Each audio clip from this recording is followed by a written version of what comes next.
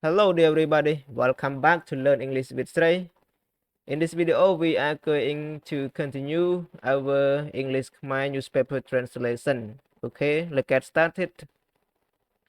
មកការនៃចរន្តពោលសាជាថ្មីស្វាគមន៍មកកាន់មកកាន់រៀនភាសាអង់គ្លេសជាមួយនឹងស្រីហើយនៅក្នុងវីដេអូនេះយើងនឹងសិក្សាបន្តនៅការបកប្រែអត្ថបទអង់គ្លេសខ្មែរហើយទាក់ទងជាមួយនឹងអត្ថបទកសែត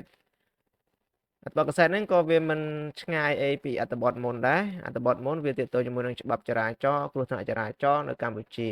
ហើយអត្ថបទទី2នេះក៏ទាក់ទងជាមួយគ្នានឹងដែរនិយាយអំពីជីវិតបងសុភ័ក្រឬក៏មៀងសុភ័ក្របន្ទាប់ពីជួបគ្រោះថ្នាក់ចរាចរណ៍ហ្នឹងមកចឹងមើលចំណងជើងវាគេដាក់ថាម៉េច life altering consequences នេះចំណងជើងរងតូចមួយចំណងជើងធំវាទាក់ទងជាមួយនឹងចរាចរណ៍ផ្លូវគោកហើយនេះចំណងជើងរង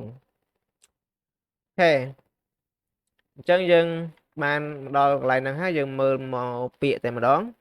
ញ្ចឹង learn English Khmer words អញ្ចឹងពាក្យទី1ដែលយើងត្រូវរៀននៅក្នុងអត្ថបទហ្នឹងគឺ function យើងប្រែថាមុខងារឬក៏មុខតំណែង Number 2 create an opening យើងប្រែថាចោះរួនមួយឬក៏ចោះរួនមួយកន្លែង Number 3 naval ខ្ញុំប្រែថាផ្ចិតនាមអវិជ្ជនាម Number 4 situation ថ្នាក់វិជ្ជនាមដែរស្ថានភាពឬក៏ស្ថានភាពអូខេ Number 5 having experience ប្រែថាក្រោយពីបានជួបឬក៏ក្រោយពីបានឆ្លងកាត់ experience យើងធ្លាប់តែជួបថាបើជានាមយើងប្រែថាបទពិសោធន៍ប៉ុន្តែកន្លែងនេះវាជាកិរិយាសព្ទប្រែថាបានជួបឬក៏បានឆ្លងកាត់ Number 6 courteous ហ្នឹងយើងប្រែថាប្រុងប្រយ័ត្នថ្នាក់វាជា adjective Number 7 overtaking ថ្នាក់វាជានាមដែរការវាជែង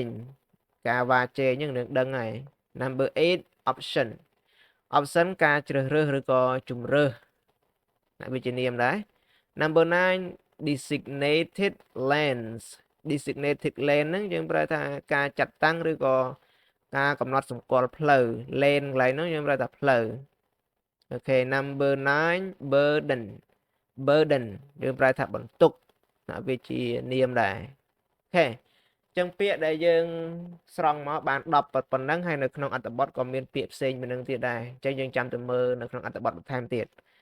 តោះចាប់ផ្ដើមដំបូងឡើយយើងអានទាំងអស់គ្នានៅក្នុងចិត្តចុះខ្ញុំកណ្ដាអាត្មាភាពអានប្រកេនជូន to manage bodily functions doctors created an opening near his navel a situation that persists until now having experienced the life-altering consequences of a traffic accident himself Sophia urges driver to be cautious and avoid dangerous overtaking when which he calls move at high speeds. Overtaking can limit motorcyclists' escape options, so he advises staying within designated lanes and avoiding excessive speed. He said that in cases of accidents, greatest burden falls on family members. Okay.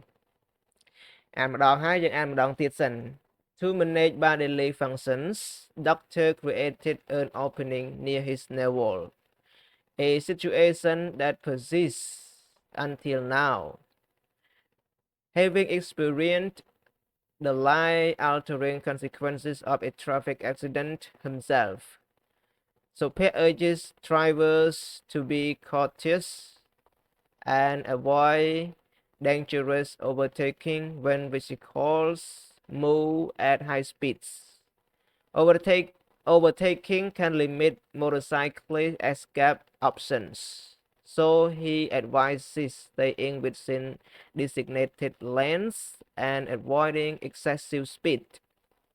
He says that in cases of accidents, greatest burden falls on family members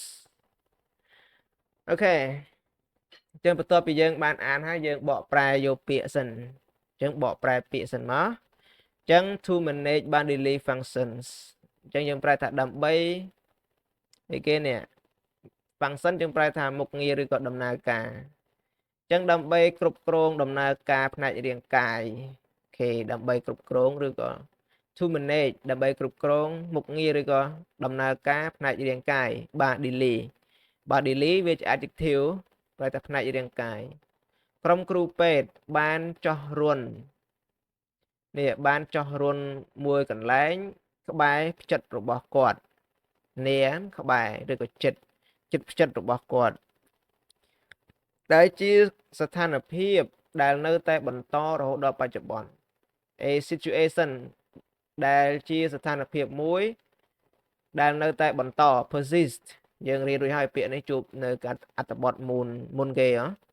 ចឹង persist ហ្នឹងគឺនៅតែបន្ត until now រហូតដល់បច្ចុប្បន្ននេះចឹងយើងមកទៀត having experience ក្រោយពីអាកន្លែងនេះយើងប្រែអញ្ចឹង having experience នេះយើងប្រែថាក្រោយពីបានជួបនៅផលវិបាកដែលនាំឲ្យជីវិតមានការផ្លាស់ប្ដូរអូខេដែលនាំឲ្យជីវិតផ្លាស់ប្ដូរដោយសារនេះអបនេះយើងប្រែថាដោយសារគ្រោះថ្នាក់ចរាចរណ៍ខ្លួនលោកផ្ទាល់អូខេចាកន្លែង himself កន្លែងនេះមិនមែនខ្លួនគាត់ទេយើងប្រែថាផ្ទាល់តែម្ដងតាដោយសារគ្រោះថ្នាក់ចរាចរណ៍ខ្លួនលោកផ្ទាល់ឬក៏ផ្ទាល់សុភ័ក្របានជំរុញឲ្យអ្នកបើកបរគ្រប់រូបឬក៏ទាំងអស់មានការប្រុងប្រយ័ត្ន to be cautious មានការប្រុងប្រយ័ត្នហើយនឹងជៀសវាងការវ៉ាជែងដែលប្រកបដោយគ្រោះថ្នាក់ dangerous ដែលប្រកបដោយគ្រោះថ្នាក់ពេលដែលរថយន្តបើកបរនៅល្បឿនលឿនអាកន្លែង vehicle move at high speeds move នោះយើងប្រែថាចល័តឬក៏ផ្លាស់ទីប៉ុន្តែកន្លែងនេះយើងប្រែថាបើកបរចុះវាស្ដាប់បាន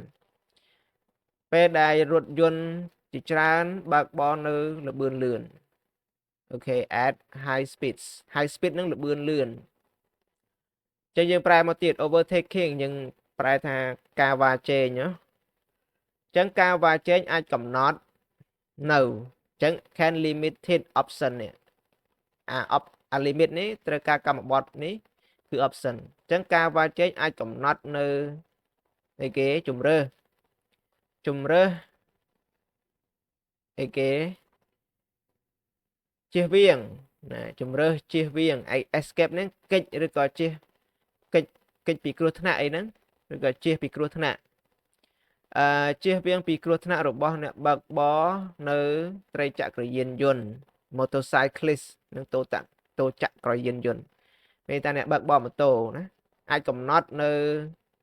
ជំរើសនៃការកិច្ចចេញឬក៏ការកិច្ចពីគ្រោះថ្នាក់របស់អ្នកបើកបរត្រីចក្រយានយន្ត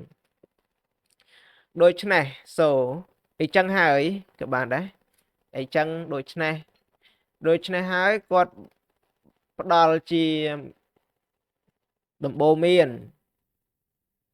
ថាឬក៏ឲ្យដល់ណាគាត់ផ្ដល់ឬក៏គាត់ណែនាំថាគួរតែស្ថិតនៅក្នុងចំណេរផ្លូវដែលគេបានកំណត់អញ្ចឹងគួរតែបើកបរណាកន្លែងគាត់បានណែនាំថាការស្ថិតនៅក្នុងចំណេរផ្លូវដែលគេបានកំណត់ហើយជៀសវាងការបើកលឿនហួសហេតុអាកន្លែង excessive ហ្នឹងបើកបរលឿនហួសហេតុវាស្តៀងនឹង high speed ដែរប៉ុន្តែអានេះលឿនយកតែមែនតេនណាអូខេលឿនហួសប្រមាណណាអញ្ចឹង excessive យើងហួសហេតុឬក៏ហួសប្រមាណ he say that គាត់និយាយថា say that នឹងនិយាយថាក្នុងករណីជាច្រើន in case ក្នុងករណីជាច្រើននៃគ្រោះថ្នាក់ចរាចរណ៍បន្ទុកដ៏ធ្ងន់ធ្ងរអាកន្លែង greatest ហ្នឹងបន្ទុកដ៏ធ្ងន់ណា greatest យើងប្រែថាធ្ងន់ធ្ងរអស្ចារ្យឬក៏ធ្ងន់បំផុតអញ្ចឹងបន្ទុកដ៏ធ្ងន់បំផុតត្រូវធ្លាក់ទៅលើសមាជិកគ្រួសារ falls on ធ្លាក់លើអញ្ចឹងធ្លាក់លើសមាជិកគ្រួសារអូខេអញ្ចឹងបន្ទាប់ពីយើងបានប្រែយកពាក្យហើយយើងចាប់ដើមប្រែយកន័យតែម្ដង ចឹងយើងអានហើយប្រែក៏បានយើងមិនបាច់អានទេយើងប្រែយកតែម្ដងទៅចឹងដើម្បីគ្រប់គ្រងដំណើរការផ្នែករាងកាយឬក៏មុខងារផ្នែករាងកាយក្រុមគ្រូពេទ្យបានចោះរន្ធមួយកន្លែងក្បែរផ្ចិតរបស់គាត់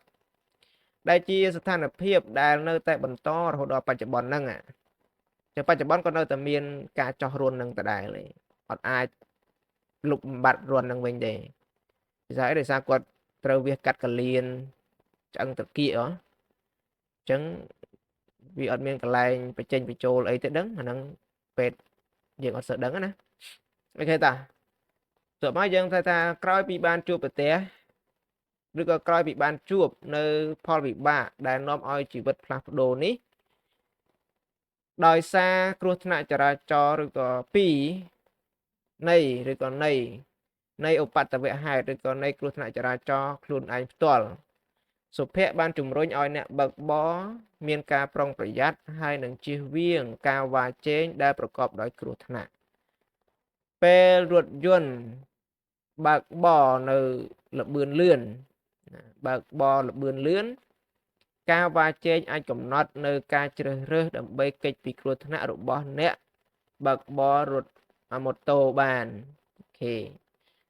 អញ្ចឹងហើយគាត់ណែនាំថាការស្ថិតនៅក្នុងគំនូសផ្លូវដែលគេបានកំណត់ឲ្យហើយនឹងjust stay in នេះវាជា object របស់នេះគាត់កំណត់ថាម៉េចគាត់ណែនាំថាការស្ថិតនៅក្នុងចំណែកផ្លូវដែលគេបានកំណត់ហើយនឹងការជៀសវាងបើកបរដែលលឿនហួសប្រមាណគាត់និយាយទៀតថាឬក៏គាត់និយាយថាក្នុងករណីជាច្រើននៃគ្រោះថ្នាក់ចរាចរណ៍បន្ទុកដ៏ខ្លាំងបំផុតឬក៏ដ៏ធ្ងន់បំផុតហ្នឹងត្រូវធ្លាក់ទៅលើសមាជិកគ្រួសារហេចឹងប៉ុណ្ណឹងការបកប្រែអត្ថបទ